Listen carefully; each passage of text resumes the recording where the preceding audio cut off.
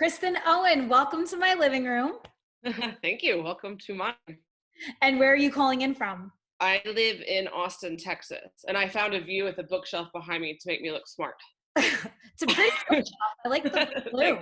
Thanks. It's It so is. I have like food sponsors that I'm displaying. That's smart. Exactly. Well, that's what we're going to talk about today because you're one of the co-founders of DoStuff, but in wake of the crisis, you've rebranded and you're now DoStuff at home. At home, correct. So first of all, tell me about the DoStuff brand and then we'll go into the rebrand. Sure. Generally, so our mission is really to get people to go out into the world and have experiences. We've been doing this since 2006, I think, at this point. So we've been around for quite some time.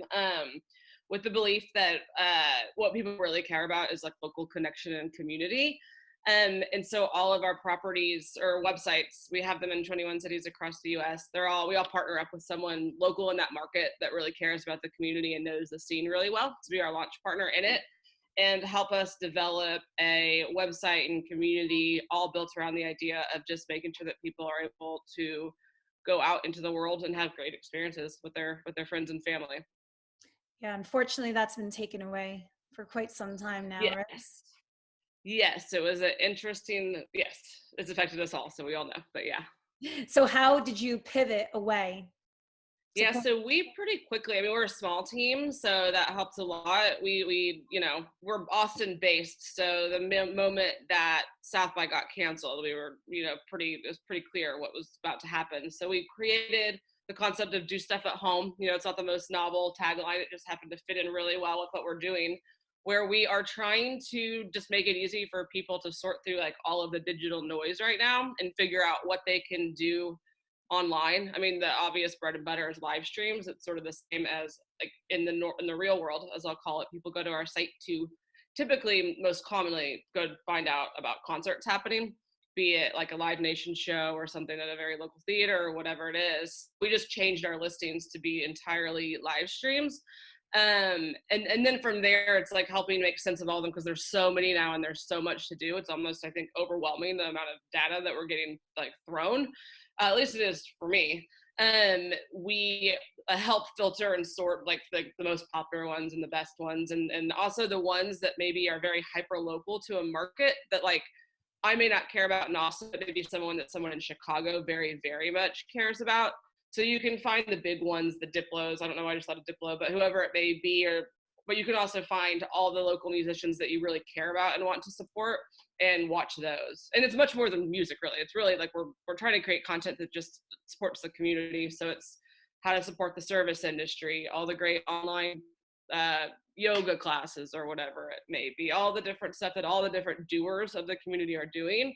We are just serving as a voice for that, and also trying to like make it easy for our community to continue to feel connected, because like you can watch a ton of live streams right now, but there's not necessarily that like feeling of community unless there's a way to engage with others. And so we're trying to really, really facilitate that more so than just push out every last live stream you can watch, although we also do that.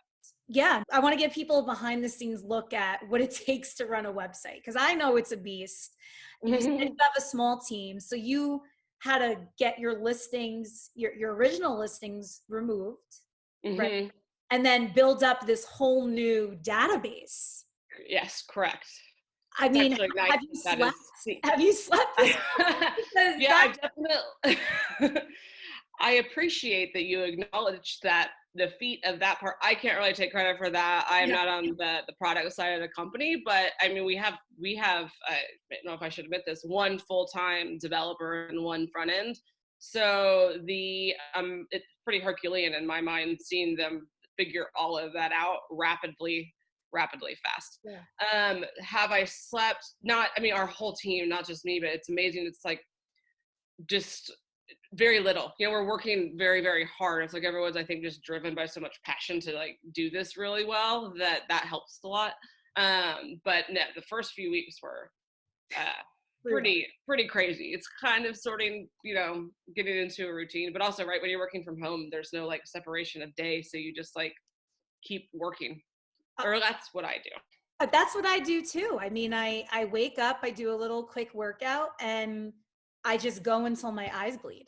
Yeah, It's, exactly. And then yeah, you're like, I have to turn the screen off or my brain is going to explode. exactly. I mean, I'm taking business calls on Sundays because like there is no weekend, there's no weekday. It's just Yeah. one long, weird When day. my, Yeah. yeah. When So my calls aren't video, I'm out walking. Like I'm like walking the old lady walking the block. We can still do that here. So just constantly. Yes. And yeah. then it'll work out and then more screen time. So obviously we all can't wait for the day that we could attend the concerts again and other kinds of events, but that's going to be a long time from now. I don't think anyone's going to jump back into those 50,000 arena events anytime soon. How do you think society is changing, at least for the short term, after this crisis has passed? Yeah, I mean, I think you nailed it. In my perspective, I'm certainly no expert on the pandemic, obviously, but I do believe that it is going to take some time for someone to want to travel to a major festival, particularly when you're looking at wanting to spending several $100s on a ticket.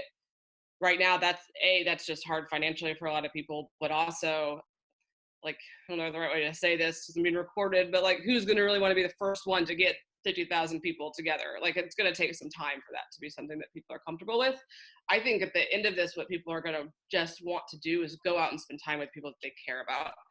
And so maybe while you really want to see some of the big artists, maybe it's more like going to a small, intimate show, regardless of maybe if it's a big ticket performer, is going to be a lot more important than going to a big festival. So, which is kind of in line with our business, well, because we really focus on we focus on the big festivals too, and they're all our partners, and we care deeply about all of them. But then also like shining a light on like the Antones and the smaller venues that are more community oriented. And I think that's where people are going to want to spend time. It might be the only place that they can for a while. I don't, however this rolls out, maybe they allow for smaller events first. Seems like that would be a safe assumption at this point. And so, I think it just kind of just harks back a little bit to like community and like, focusing on the art and less the big flashy experiences and tickets for a while. Yeah, absolutely. So, do stuff at home. Are you going to keep it going after this? Because I mean, now you have a whole new platform and revenue stream that you could potentially tap into. Yeah, so it's actually been, I don't want to say surprising because I knew that we would do it well, but like our audience is growing. Like the engagement on all of our platforms is higher than it was before this. I think just because people are really in need of it. And so we're trying to focus on like building different types of content streams and ideas and programs that are something that translate really well into the real world. And so, yes, everything that we do, we are really trying to be cognizant of what that looks like after this. And then the streams part is easy because we can just flip back and forth now. We have the ability now to turn streams off and turn real events on. So say like, not to go down too much of a rabbit hole with how this thing plays out, but say they have to do rolling blackouts for a while in cities, like where they have to have everyone go back inside for a certain period of time. I don't know if they're going to do that. I just read that in different news outlets, but who knows what will happen. We can flip back and forth really easily, right, between helping people stay home or getting them out into the world. Yeah, no, that's really cool. So just really quick, touch on the whole story because it was you and two others that developed the platform. How did the idea come to be? Yeah, so the idea was really two guys that lived in Austin, having beers one night, many years ago, like 2006, and talking about how much they spent the night before. They were like, it'd be so nice to figure out if there was a website that helped you figure out how to go drink for free. And one was a media guy who worked in radio sales, and the other was a tech guy who'd built a couple of his own companies.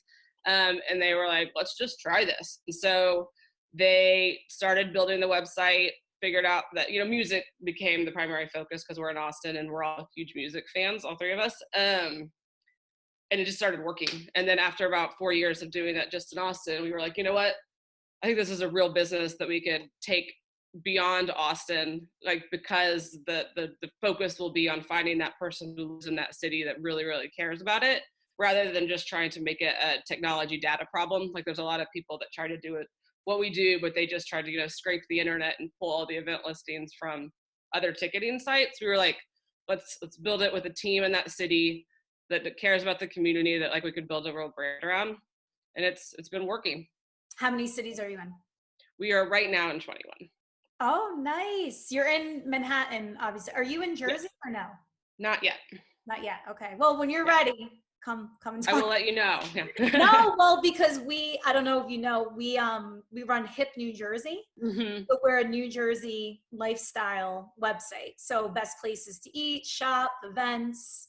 But ours is more video driven. Perfect. Yeah. Yeah. So when you're ready to break into Jersey, you have to call me. We will be in touch for sure. How are y'all doing within all this? Are y'all, what?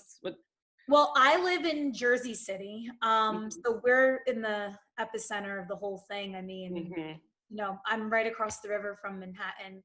And, you know, I believe that certain parts of the country will open back up much sooner than we will, because we're just getting decimated by it right now. And, you know, we're so populated. I mean, you've been to Manhattan, so you know, like it's just packed wherever you go. So it's not conducive to keeping, you know, safe distances. Yeah, that's tough. So, I know, and the weather's getting nicer out here now, so it just sucks that we're all stuck inside. Yeah, because you're not even going outside. No, we are. I mean, we're taking walks and stuff, but our parks are closed. Yeah. If you see pictures of what New York looks like, you won't even believe it's completely abandoned. Yeah, it's tough. It's interesting. It's just an interesting time. That's why I'm doing this video series, though, because I want to document, you know, what all these companies and people and businesses are doing, because this is something no one's ever gone through before, and hopefully never has to go through again. Yeah, smart. Yeah. Well, I'll start following along more. Yeah. Where can people find out more about you? People can find us at DoStuffAtHome.com, or for just more general business information, DoStuffMedia.com. Awesome. All right. Well, this was so fun. Thank you so much.